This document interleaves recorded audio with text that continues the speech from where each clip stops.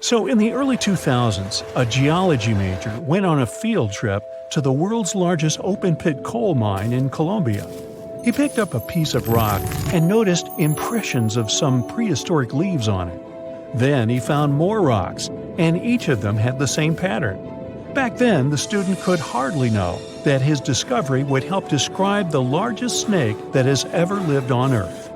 The student took his findings to a local scientist, who called up the Smithsonian Institute and invited them for a fossil hunt. He wasn't that surprised, as he knew there were fossils in the pits of Sarihan. Back in 1990, another geologist found a fossil there and brought it to his office. He wasn't sure of what it was and called it a petrified branch. Years later, a paleontologist saw an image of this branch. He knew it wasn't a branch at all, but a fossilized jawbone of an animal. The scientist got so excited about the find that he flew all the way to Colombia. He wanted to examine the fossil, but no one had the key to its glass display case.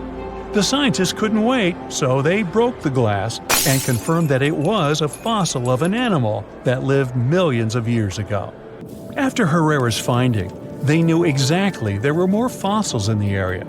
It took the team of scientists about 2 years to figure out they were all a part of a giant snake and not a crocodile, as they thought because of the size. They managed to establish it by looking at the vertebrae and ribs of around 30 giant snakes. Now, you might think that fossils would get easily destroyed in an open-pit coal mine, but in fact, they were found under the coal that served as a protective layer for them. Sadly, the scientists couldn't find the Titanoboa's skull. Unlike jaws, which are extremely powerful thanks to their muscles, snake bones are pretty fragile. That's why they usually crumble long before the sediment can appear over them. But still, the researchers managed to find 3 skull fragments. Thanks to this discovery, they've made a full-scale replica of the snake's head, which supported the theory that it used to be one of the largest predators of its time. If you're starting to freak out, don't worry, so am I. They also established it was related to modern boas and anacondas. That's how Titanoboa got its name. It's basically a titanic boa. The huge snake was officially described in 2009. Titanoboa was thriving around 60 million years ago, 6 million years after the Tyrannosaurus rex roamed the planet. Back then, it enjoyed the climate of the area in South America, which is now Colombia and Peru. It got almost as long as a bowling lane, 50 feet, or twice as long as the biggest snake living today. It was as heavy as 4 giant anacondas. It got this long and this heavy thanks to a lucky coincidence. Snakes are cold-blooded animals, so they need a warm climate to live and grow in. Northeastern Colombia was perfect. It was about 90 degrees Fahrenheit when Titanoboa was alive. Titanoboa wasn't that fast, especially on land, but it most likely spent much time in or near the water. Our hero could swim at a speed of up to 12 miles per hour. Like present-day snakes, it could wriggle around and change direction really quickly. Scientists still aren't sure if it could climb trees. Paleontologists believe that Titanoboa had brownish or grayish skin. It was the perfect color for the serpent to hide in the muddy rivers of the tropical rainforests. But then again, I don't see why it would have to hide from anyone, given its size. The largest snake ever wasn't venomous, but it didn't stop it from hunting any animal it wanted. And although it could choose pretty much anything, its favorite meal was most likely fish. Whew. Scientists decided so based on the snake's palate and the number and type of its teeth. You can't recreate the giant's diet today, as all of those fish types are also extinct. When it wanted to spice up its menu, Titanoboa dined on other reptiles. It sneaked up on its prey and got them down with one quick strike. Its bite had a very special design. The structure of its jaws let Titanoboa clamp down on the body of its prey, so there was no escape. Titanoboa also had a mean set of thin and pointed teeth. They bent inwards in the snake's jaw like fishing hooks. This little feature helped Titanoboa get a grip on its prey and prevent the slightest chance of its running or swimming away. It could most likely easily swallow even large turtles and crocodiles. Now, all that sounds pretty scary, But we have nothing to worry about, as Titanoboas are long extinct, right? Well, technically, as the temperatures on Earth are going up, it's quite possible that snakes might also grow in size. They love heat more than anything, so they should feel comfortable here. Of course, that would be a completely different snake, but it's not impossible that we'll see something similar to Titanoboa. But before you think of escaping to another planet, remember that huge snakes would need something huge to eat. Such giants prefer to wrap around something huge and swallow it. Most people would be simply too small for them. So unless the huge snake was starving, I don't think it'd waste its energy on attacking anything too little. Plus, like any other snake, Titanoboa had a sharp and delicate sense of smell, needing exceptional conditions, and was sensitive to vibrations. A little too smelly, too noisy, too cold, too dry, or too wet, and the snake wouldn't go near this place unless absolutely desperate. So, if you live in a big city, your chances of meeting a huge snake like Titanoboa are about zero. Rural areas are something different, but the only place where the giant serpent would consider living would be near the equator. We already have some pretty giant snakes in the warmest regions of the world. Amethystine python, or less poetically, scrub python, is a gentle giant. It's the largest snake in Papua New Guinea in Australia. It can grow to the enormous size of 28 feet and weigh up to 77 pounds, which is about as heavy as a Dalmatian. Scrub pythons are pretty curious, sometimes slithering inside people's homes in Australia, but they're mostly harmless to humans. Their favorite food is rodents, bats, and birds that come to streams for water. Until then, pythons quietly lie in wait. They have heat centers in the pit of their muzzles.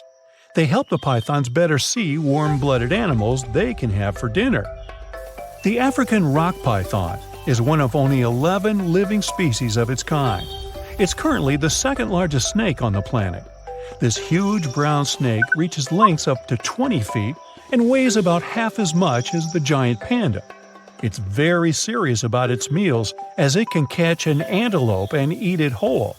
Even the cold-blooded crocodiles are afraid of this beast because it can easily eat one of their kind too. In 1958, a zoologist found a 4-foot-long young Nile crocodile inside an African python's stomach. According to the scientist, the python said, "Well, I don't know about you, but I find this whole thing hard to swallow." Actually, that's not true. Pythons can't talk, as far as we know. The reticulated python holds the record as the longest of all the living snakes in the world. The largest of these guys made it into the Guinness World Records in 2011 with a length of 25.2 feet.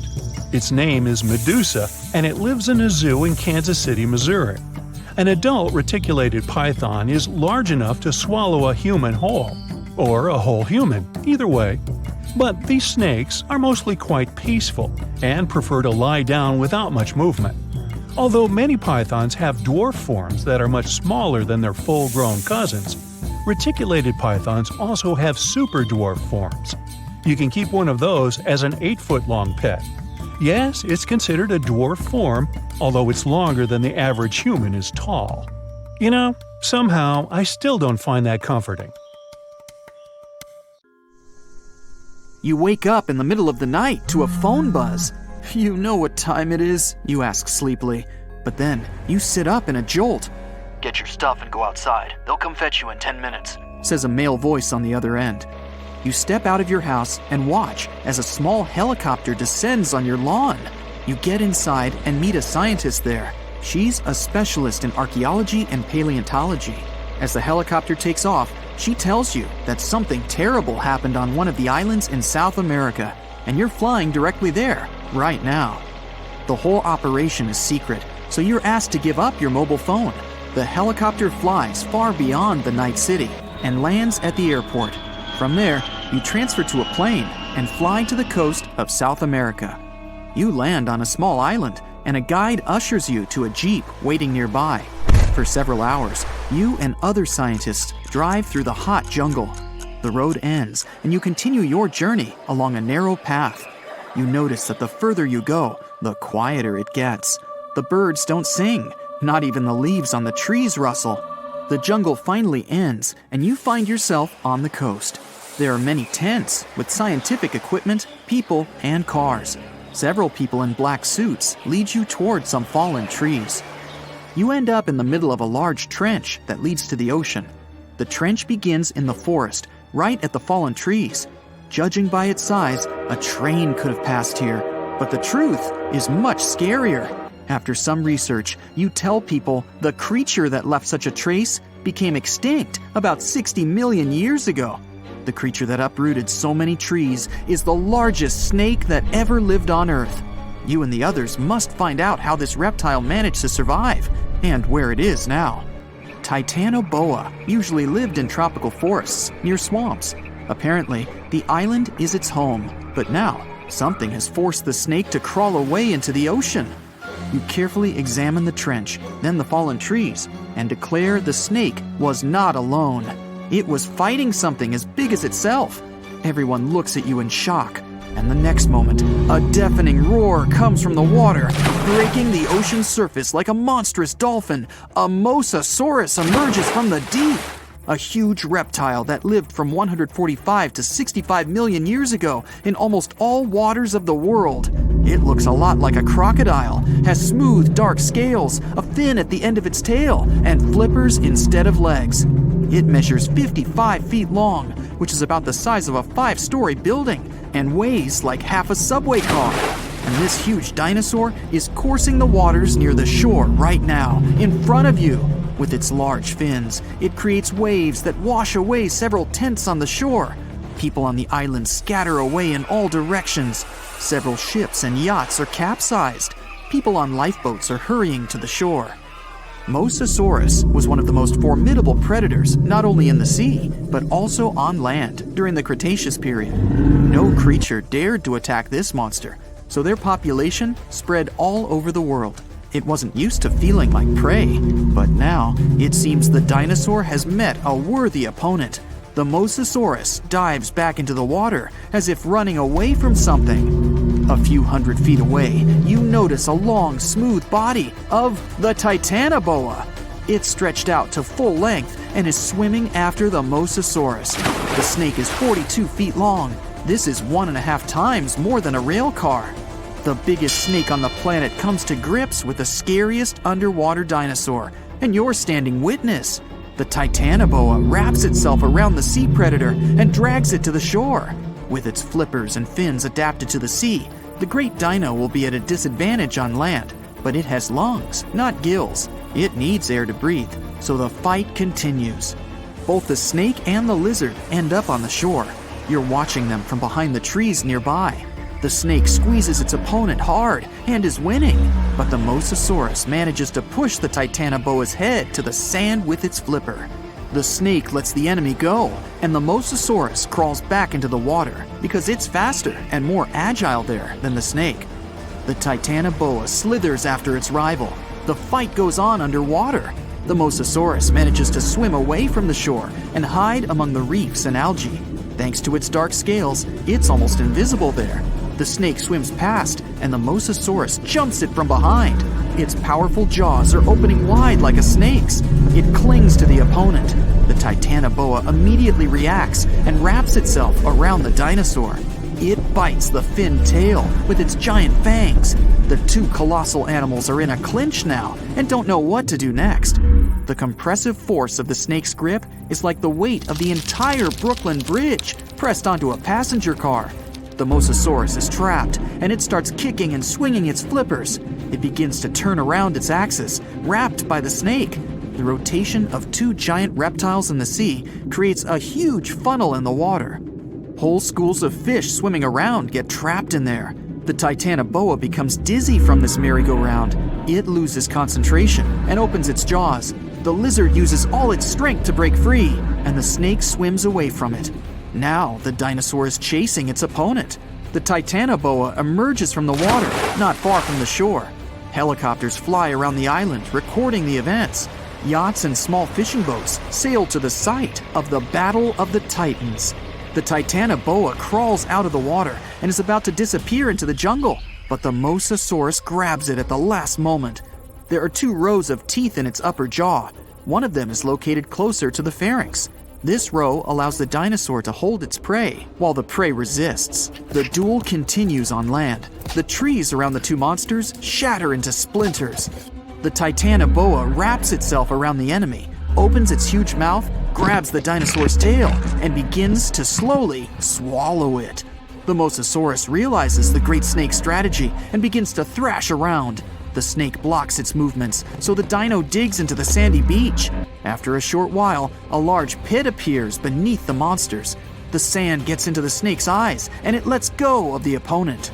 The Mosasaurus is again slowly crawling towards the water, and the Titanoboa is in no hurry to catch it. You can see the reptiles are tired. The Mosasaurus swims away from the shore and stares at the snake. From the shore, it looks like an enormous log. Two eyes the size of a football gaze intently at the snake. The Titanoboa lies in the sand and breathes heavily. Then, it stretches to its full length and looks back at the Mosasaurus. The snake's long body slowly bends, its muscles tense. The reptile is preparing to lunge. The dinosaur is slowly heading toward the shore. It growls and paddles with its flippers. Like a seal, it squelches through the shallow water towards the Titanoboa. The snake uncoils like a spring towards the enemy. At great speed, two predators collide with their heads.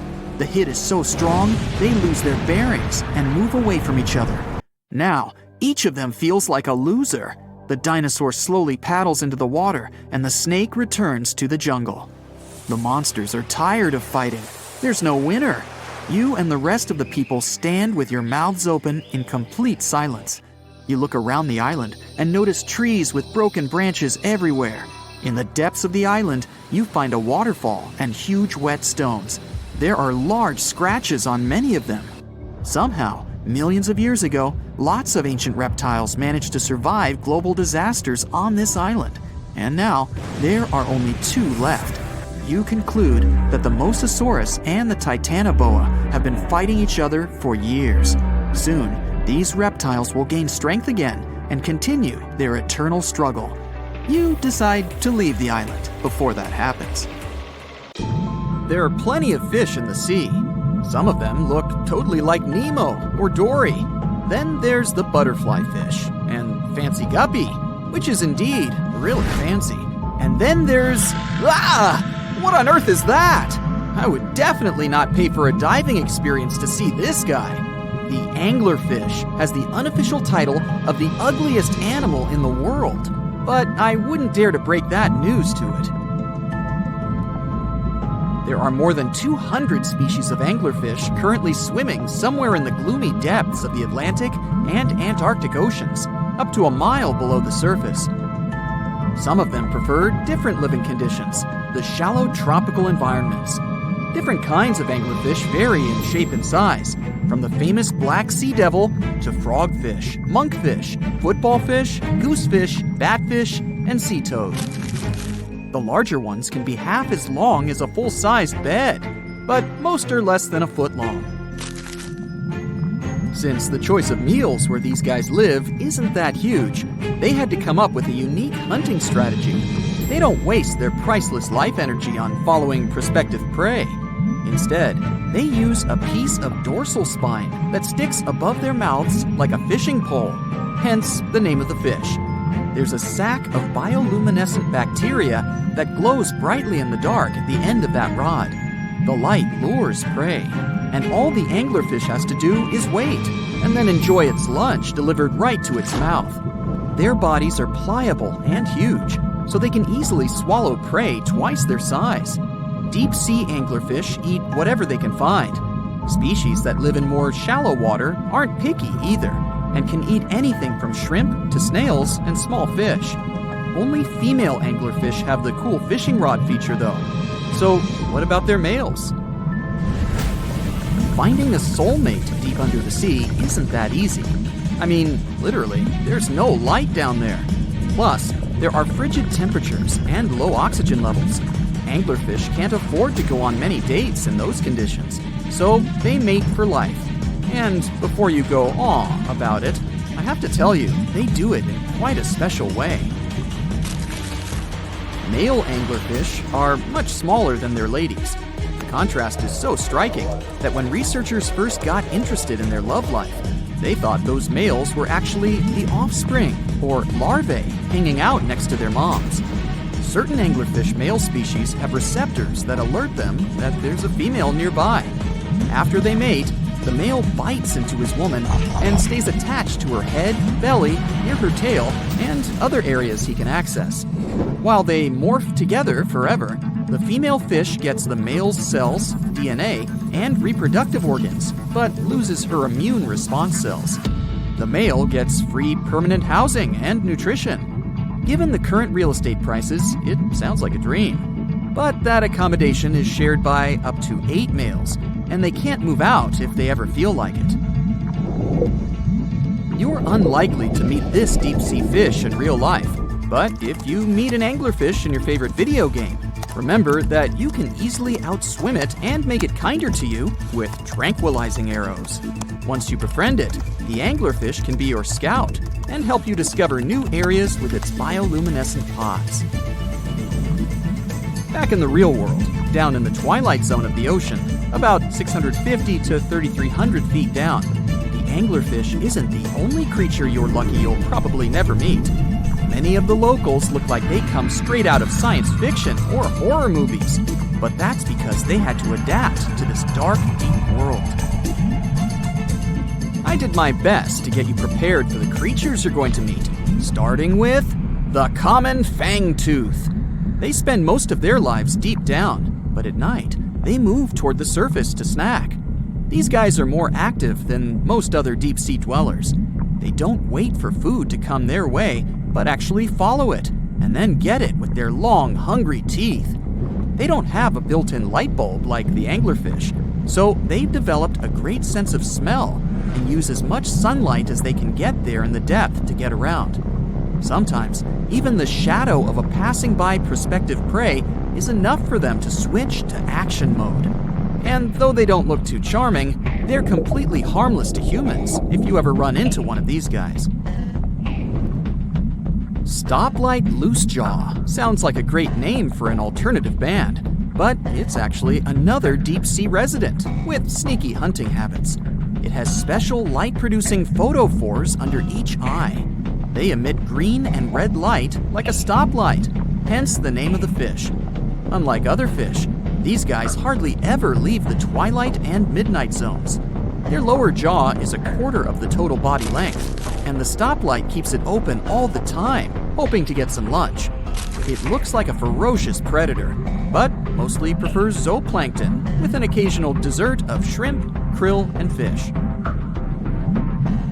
I'm sure you didn't expect to meet a hybrid of an eel and a bird, but here it is! The slender snipe eel has a beak, much like that of a bird, with curving tips. The beak is equipped with tiny hooked teeth that the eels use to catch the antennae of delicious shrimp. And it sure is slender, stretching up to 5 feet and weighing only a few ounces. Scientists don't know all of this guy's secrets, since it's pretty tricky to study in their natural habitat. But it looks like they only produce offspring once in a lifetime, and then pass away. Glass squids like to take it easy in life, and literally go with the flow. They're filled with a solution which is lighter than water, so they don't have to make any effort to move around the deep sea, looking for food and partners. These creatures are transparent, so they blend into any landscape and don't even cast a shadow while moving. Talk about a great survival tactic. If danger finds it anyway, it can transform into a lumpy ball, pushing its head and tentacles into its mantle cavity.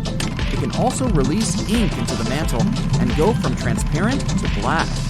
The same ink can protect it against hungry whales and seabirds. Another tactic they use to scare off predators is to activate their light-emitting organs around their eyes. I'm getting hungry. Maybe I can snack on this sea cucumber. Ouch, it's moving! So I guess it doesn't belong in a salad after all. These soft-bodied fellows live in all parts of the ocean, from shallow waters to the deep underwater world. Most of them slowly move around with their tiny feet, but some crawl around by flexing their bodies. Sea cucumbers can shed their internal organs when there's a predator approaching. Those sticky organs distract the intruder, and the happy cucumber moves on and just grows the organs back. What's that glistening in the distance? Looks like someone dropped gems in the water. That's a sea sapphire, also known as the most beautiful animal you've never seen. Some males of this type of copepod can change color from deep blue to purple, red, or gold. 1 second later, it's gone. And it's back, shimmering bright.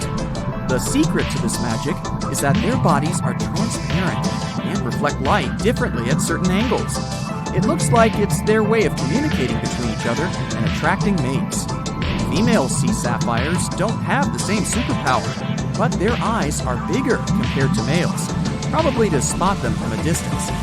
Males roam wild and free, and their ladies stay in the crystal palaces of strange barrel-shaped jellies called salps.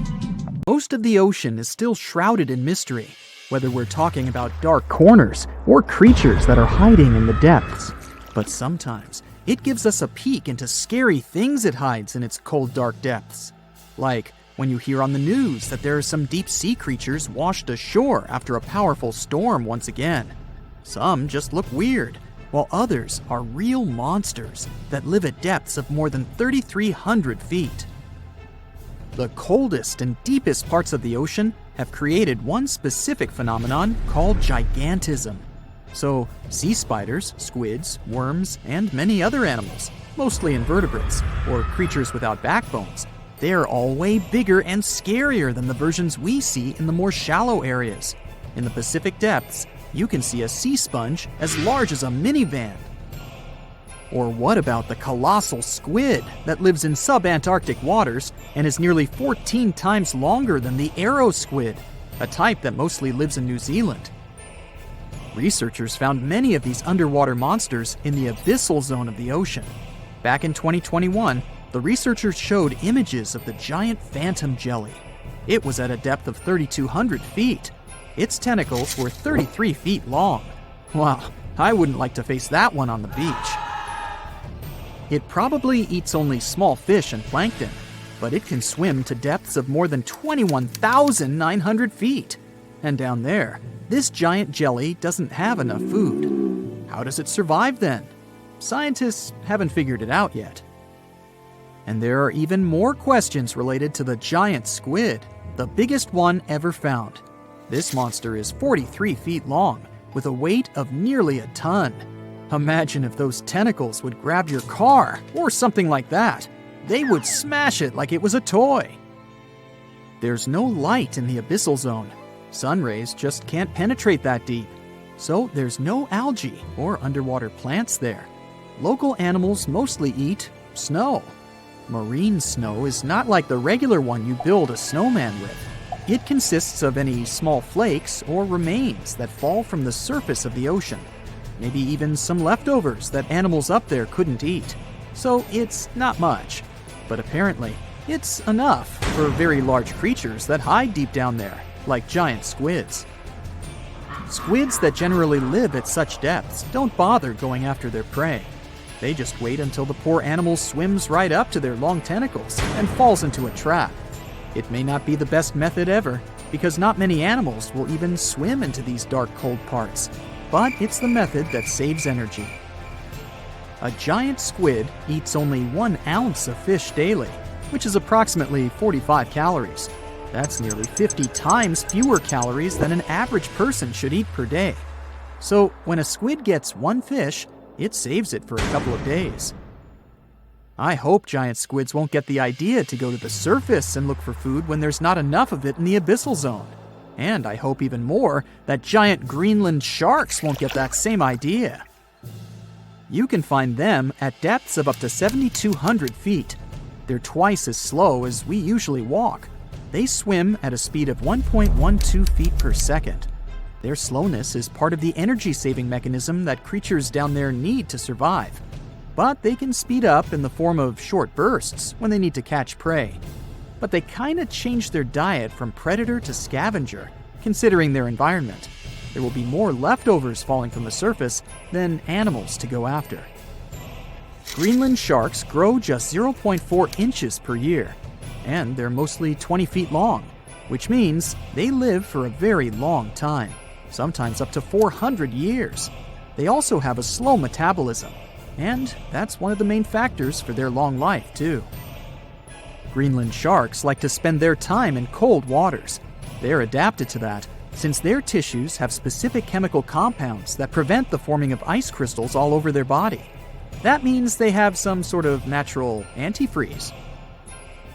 So, what makes them so big? Scientists are still not sure, but some theories try to explain it. There's this thing called Kleiber's rule that says bigger animals tend to be more efficient. Just take a small fish and compare it to a whale with a mass hundreds of times bigger. The whale has a greater metabolism. It conserves energy more efficiently and loses less of it to the surroundings through heat. Moving on, bigger animals can ingest bigger prey. They're more likely to go through tough issues in their environment or defend themselves from predators going after them. Also, the body gets bigger when temperatures are lower. The Greenland shark is a perfect example. So are giant sea spiders. Sea spiders are generally common, and you find some very small ones at 0.04 inches. But in deeper parts of the Antarctic, they become 3-foot-long giants. They grow so big because the cold water has more oxygen. That way, more of it diffuses into the animal's body, and that allows it to grow bigger. Yeah, both as a creature and a nightmare. And how about this giant tube worm? Researchers found it accidentally while they were exploring the mysteries of the Pacific Ocean floor. They stumbled upon unusual hydrothermal vents. Volcanic heat is a thing that gets them going. As water seeps down through faults or cracks in the rock, these vents change their direction. When the water gets out of the vent, it's rich in different minerals and chemicals. Most animals wouldn't survive being around this toxic soup of chemicals, but not these tube worms. They came as a true surprise, because not only are they not bothered by these toxic vents and the almost boiling temperature of the water, but they developed entire ecosystems there. They're unique because they don't need sunlight to survive. Instead, small bacteria are their main source of energy. That bacteria gets their energy directly from these toxic chemicals. So it's not photosynthesis, but a process called chemosynthesis. And these tube worms don't have mouths. These bacteria live inside them. Strange story, huh? Plus, these scary worms reach up to 8 feet. Giant isopods are no better either. They lurk at the depths of the ocean of 1,640 feet or more below, far away from the sunlight, looking like some monstrous wood lice. They spend most of their time on the seabed, hoping to find some food falling from higher levels of the ocean. Check out their small hooked claws at the ends of their legs. Isopods use them to remain more stable while moving around the ocean floor. Since there's no light, they have long antennae that help them feel their way around. These sensory antennas are about half the length of their body.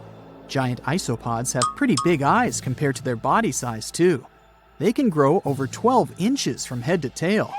And these fellas are really patient. Remember how we said animals down there rarely get food?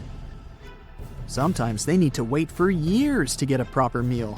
That's why their metabolism is amazingly slow. 5 years later. They can go for 5 years without eating anything.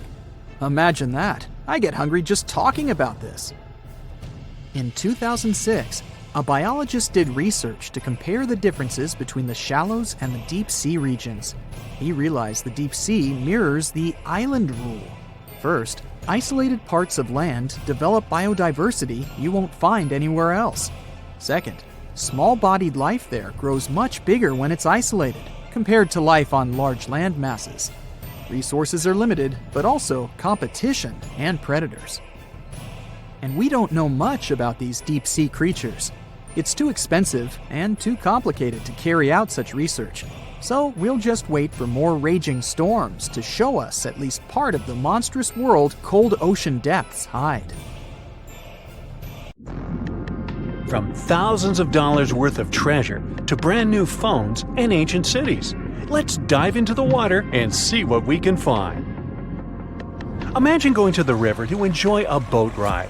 Who wouldn't want to take a couple of pics to make the memories of this trip last forever? Oops, the water split. Luckily, you've taken precautions and put your gadget in a waterproof bag. But what if you drop your phone to the bottom of the lake along with this case? This is what happened to some people. A scuba diver and a YouTuber dived into a river popular with tourists and lost some of their gear worth $20,000, including new iPhones and some jewelry. Oops. You might be familiar with the image of a car getting pulled out of the water, either from the movies or TV news. Large cargo vessels sometimes sink, and trucks inside them go along. That's what happened with the Thistlethorn wreck.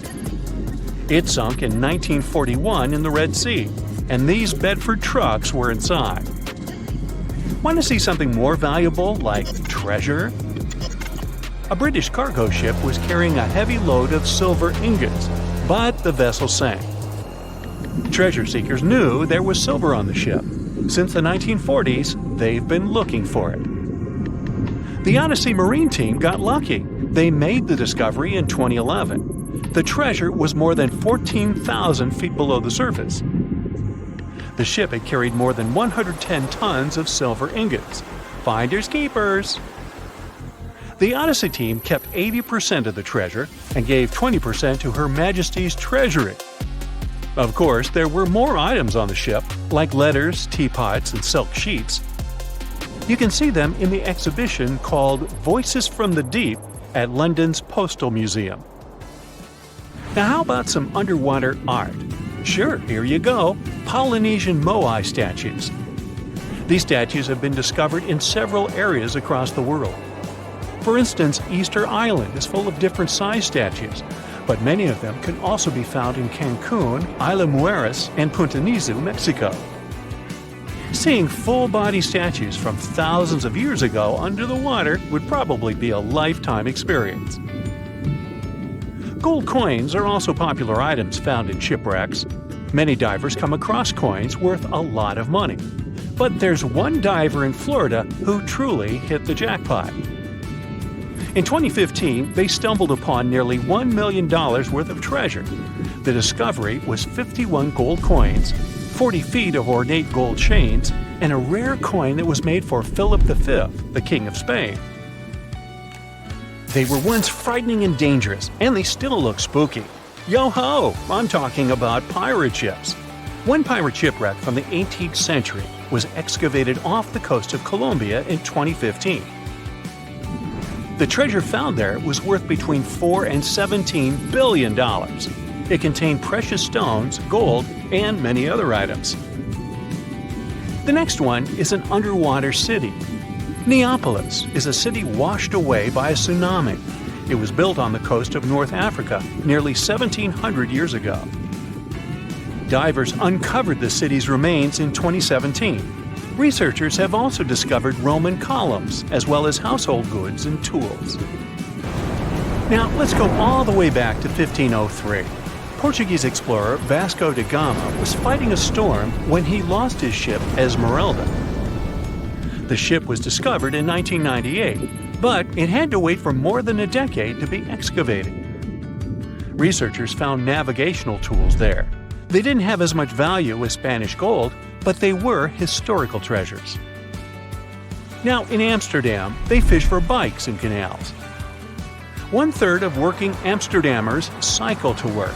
Others use their bikes for different purposes, like exercising, going shopping, and so on. There are more bikes in Amsterdam than permanent residents. Unfortunately, many bicycles and even some cars end up in Amsterdam's canals. The fact that Amsterdam has 165 canals with a combined length of 60 miles doesn't make the authorities' job easier. Obviously, the owners don't throw their bikes into the water. Bikes can end up in the canals because of strong winds, vandalism, theft, or by accident. Every year, authorities fish up between 12,000 and 15,000 bikes. Our next one is a lost city. Heraklion was ancient Egypt's gateway to the Mediterranean. It became submerged and hidden under the sand. This city was famous. Maybe you've even heard about it. It was mentioned in the legend about Helen from Sparta and Paris from Troy. So, how was this ancient city discovered? In the early 2000s, a team of divers found a huge fragment of rock on the seabed and took it up to dry land. It turned out that it was a piece of the statue of Hapi, who was the lord of the river of ancient Egyptians. The team continued searching and found 6 other pieces. Around them, they saw temple ruins, pieces of pottery, jewelry, coins, oil lamps, and so on. Even an old copy of the New York Times. Nah, not really. Granada Underwater Sculpture Park is the world's first, what else, underwater sculpture park. Why is this park so special, besides being located in the beautiful waters of the Caribbean? You can see the park on a snorkeling or scuba diving trip. The sculptures are about 9 to 16 feet underwater. The atmosphere and the experience itself make it special. The sculptures are made from concrete and steel. Some of them weigh as much as 15 tons. They're covered with underwater creatures. The statues were put there to help protect reefs, maintain the health of the ecosystem, and restore underwater life in that area. Now, submarines are designed to go underwater, so maybe you wouldn't expect to see them on this list. But submarines do, in fact, sink. Divers have discovered many submarines. For instance, an Australian submarine was found off the coast of Papua New Guinea more than a century after it had sunk. Now here's another submerged city, but this one was left underwater on purpose. You can see the ancient ruins of Lion City in a lake in China. This lake was created in 1959 when the valley, at the base of Five Lions Mountain, was flooded to create a hydroelectric power station. The 1,400-year-old city, now ruins, got submerged by this flow and stayed this way for over 50 years. It lay untouched at the bottom of the lake until its exploration started in 2001. Divers found out that many structures, carvings, guardian lions, and arches were still preserved. Researchers mapped and documented Lion City. They also looked for a way to protect these structures from further damage. In 2011, the city was announced to be an historic relic under protection. When you see the ruins of Lion City for the first time, the view will take your breath away. So don't forget to hold your breath. Imagine swimming in the dark waters. As you're approaching the city, you see its huge walls and extensive carvings. Marvelous, isn't it? The Cancun Underwater Museum is probably the largest museum of its kind in the whole world. It wasn't lost, per se, but now it's home to an aquatic ecosystem. Who wouldn't want to combine scuba diving and snorkeling with a visit to a world-class garden with 500 sculptures? Placed 30 feet under the surface, these sculptures are made from pH-neutral marine concrete so that they can stay on the ocean floor. Plus, here, the sculptures change over time, unlike in a traditional museum.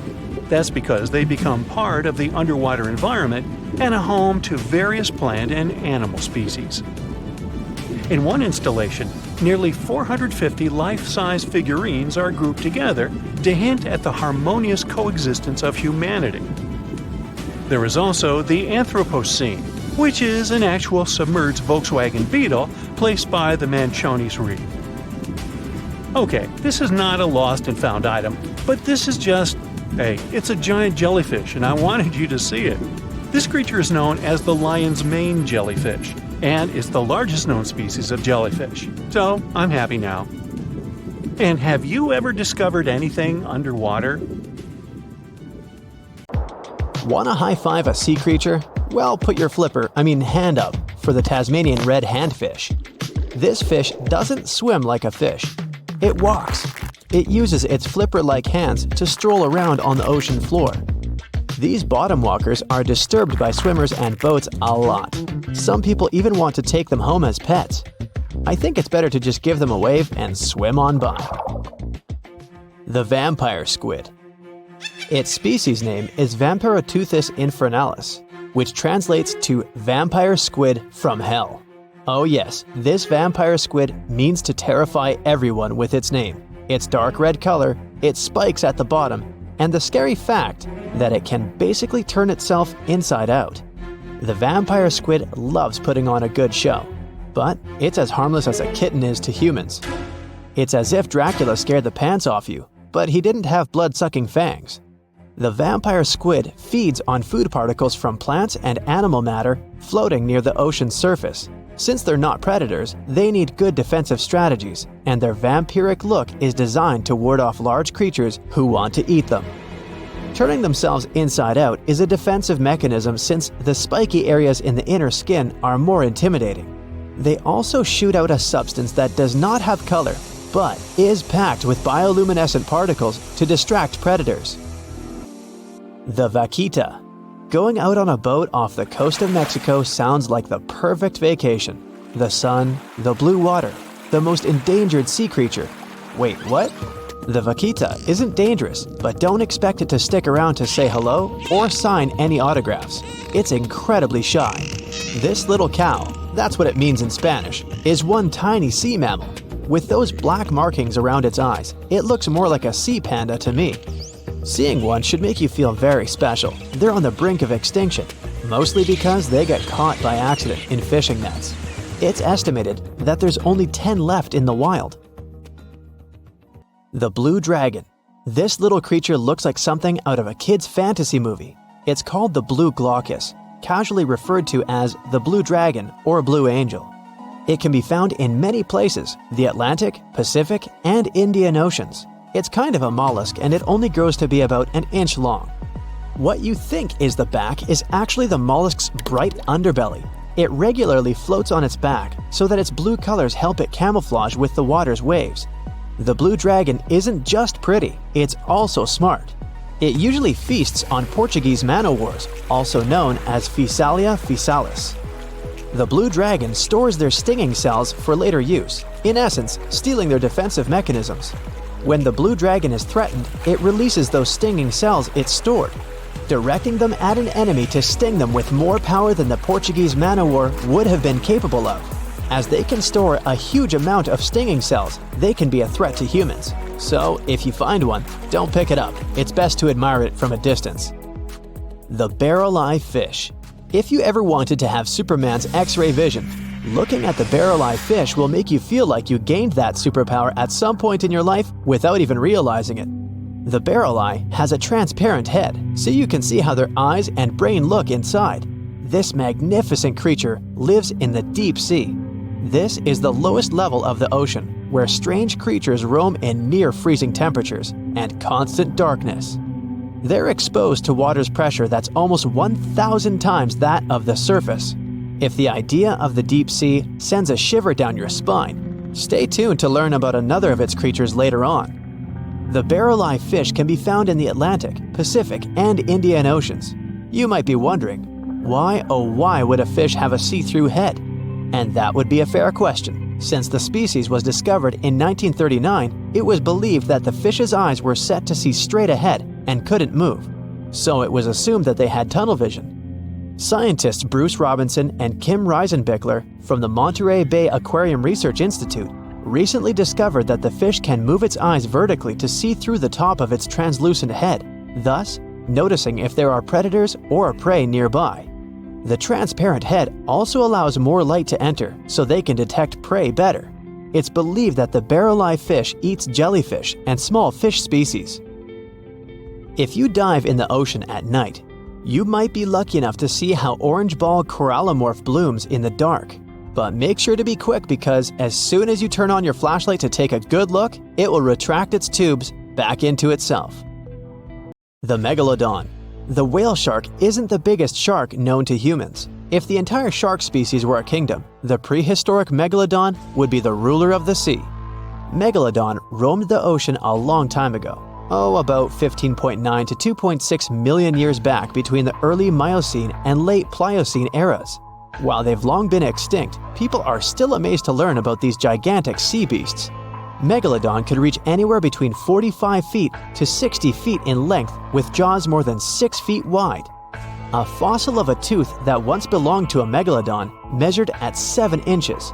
Needless to say, I'm pretty stoked that these guys have long been extinct.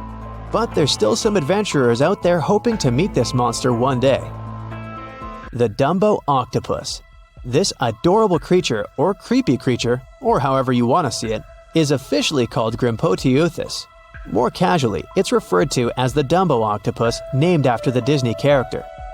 Though Dumbo, the elephant, not the octopus, was teased for his big ears, it's highly unlikely that this adorable octopus gets teased by its water neighbors. They are the deepest living octopuses, living in the deep sea, and you know how scary that place is. They're only about 8 inches tall and spend their days hovering just above the seafloor eating snails, worms, and other food they find in the current or near ocean vents. There are nearly 17 species of Dumbo octopus, and they all have differences in height, color, and body parts. If you can't get enough strange animals, you'll be glad to learn that the deep sea has barely been explored by humans. So keep an eye out. There are bound to be more fascinating animals discovered in the deep in the future. The Sea Angel. These creatures might look and sound pretty cute, but their diet is far from sunshine and lollipops. Their favorite food are sea butterflies. They lay mucus traps for them and wait in ambush. The Squat Anemone Shrimp. This shrimp is tiny, only 0.5 inches. It's also known as a dancer shrimp because of its peculiar behavior. When agitated, it raises its bottom above its head and does a little dance. Divers also say it readily jumps on their hands and cleans them. The Coconut Crab. This guy may look pretty creepy, especially when the sun goes down. Mature coconut crabs are around 3 feet in length.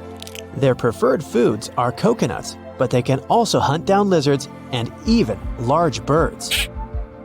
The Slender Snipe Eel. Slender snipe eel is a slim and long creature that's still a mystery for marine scientists. It's 4 feet long and it has at least 750 bones in its spine, which is much more than any other animal in the world. The Sea Pen. Sea Pen is 7 feet long and it has a lot of varieties, but most of them look indeed like a pen or a quill. The similarity is even more striking when the animal has a water-filled bulb that anchors it to the floor. The Persian Carpet Flatworm. This creature looks indeed like a carpet, despite being very small by comparison. It's only 4 inches long, able to become both male and female. It doesn't really mate with other flatworms. Rather, it fights them for the right to bear posterity. The Flamingo-tongued Sea Snails. Tourists love these extraordinary snails for their pretty colors, thinking it's a shell, but in fact, the shell is quite dull and hidden underneath colorful soft tissues. They eat softer, toxic parts of corals and store their toxins to protect themselves. The Stonefish. Stonefish aren't going to win any beauty contests, unless the pageant is for Best Rock Look-alike. Their tiny, unreflective eyes and rough skin blend in perfectly with their environment. A large head, an even bigger mouth, and a home full of, it's rocks. And just because you're on the beach doesn't mean you're safe. Stonefish can survive for 24 hours out of the water. Stepping on one or even handling one won't be that fun. Their dorsal fin spines have extremely strong venom. It shoots out when they get stepped on, and it can lead to paralysis or even heart failure. You'll need help fast. No wonder they're one of the most dangerous creatures in the water, or anywhere. Be careful when scrambling around rocky areas. They love to play hide and seek.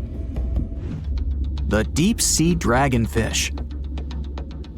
If there were a prize for the most hideous fish in the ocean, the deep sea dragonfish would win. With slimy, scaleless skin, massive teeth, and a face only a mother could love, this bad boy of the sea is nothing to mess with. It likes to swim between 700 feet and 6,000 feet below the surface of the ocean, where the waters are the darkest and coldest. Along with some other creatures on this list, the deep sea dragonfish relies on its bioluminescent body parts to catch prey. It also uses its hanging appendage, which boasts a little red light on the end, coming out from its lower jaw. Many fish mistake this little light for prey, luring them right into the jaws of the deep sea dragonfish. Very clever dragonfish, very clever indeed. The Fangtooth. The Mariana Trench is an underwater trench with a depth of 35,000 feet. nearly 7 miles below the ocean's surface. Let that sink in. While scientists know the Mariana Trench exists, it's one of the least explored places on Earth. It's also the deepest area of Earth's oceans. And although many creatures down there probably haven't even been seen by humans yet, scientists have had the creepy pleasure of getting to know the fangtooth. The fangtooth fish shamelessly lives up to its name. Just look at that thing. The fangtooth is carnivorous and feeds on just about anything it can find that gets caught in its sharp-toothed mouth. These fish rely on their contact chemoreception to find prey. In other words, they can sense chemical residue that comes off of other living organisms in the deep sea. This is because they don't have any light-producing cells on their bodies, unlike many other deep-sea fish. On top of all that, it's pretty dark down there, so whatever crosses their path, they chomp on. While these guys look pretty scary, they're not a threat to humans. They only grow about 7 inches long. Even so, I wouldn't want to run into one of these things during a relaxing swim in the ocean. The Dunkleosteus. Strangely enough, this prehistoric fish, known as the T-Rex of the seas, had no teeth. Those were replaced with bony plates that allowed it to have the strongest bite among other monsters of its size. The goblin shark. If you thought the movies about sharks were scary, this next deep-sea creature will make you swear off going for dips in the ocean forever. However, it lives 3,000 feet underwater, so you'll never likely see it face to face. The goblin shark looks like a cross between a shark and a creature from your worst nightmare. These sharks boast a protruding sword-like snout with a jaw that juts out to match. Unlike other sharks that have more of a gray hue, this creepy thing looks not so pretty and pink. Aside from their scary demeanor, what do scientists really know about the goblin shark? Well, not much, except that they can grow up to 18 feet in length. Looks like there's still a lot to learn about these guys, if you dare to. By the way, did you know that sharks don't sleep? Many species have to keep water moving over their gills to get oxygen, so they can't fall into a deep sleep like we do. That's why they stay half awake during rest. Typically, sharks don't even close their eyes. The cookie cutter shark. This shark is a living horror, with lower teeth being big and sharp, while the upper ones are much smaller. When its teeth fall off, the shark eats them to maintain calcium levels. Pretty smart solution for a shark. The frilled shark. Studying the frilled shark is like looking through a portal back to prehistoric times. That's because scientists think that these eel-like sharks haven't changed much since their oldest ancestors roamed the deep sea waters, so they're sometimes referred to as living fossils. These sharks' mouths are filled with a terrifying 25 rows of backward-facing sharp teeth, 300 in total. They're designed to grasp prey and hold them tight so they can't get away, according to early studies of the shark conducted in 1884 and published in the Bulletin of the Essex Institute. Luckily for swimmers, the frilled sharks live between 390 feet and 4,200 feet below the ocean's surface, so they'll probably never run into them. Probably. This is probably the worst nightmare of any dentist. The northern stargazer. Take a look at this cutie. The northern stargazer is definitely not something you'd wish to see on the ocean floor. This horrid creature hides its body under the sand, leaving its face above to wait for prey. The tasseled wobbegong. Here's another carpet shark on our list. It lies low on the bottom of the sea and patiently waits for its prey to come by. The Australian ghost shark.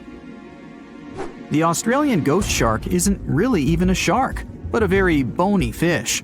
It's also a living fossil. It hasn't changed within the last 400 million years. Believe it or not, sharks and humans have a common ancestor that lived around 440 million years ago. Even though we both evolved in our own way, there are still some signs of that connection. For example, the genome of an elephant shark is very similar to humans. The Leopleurodon.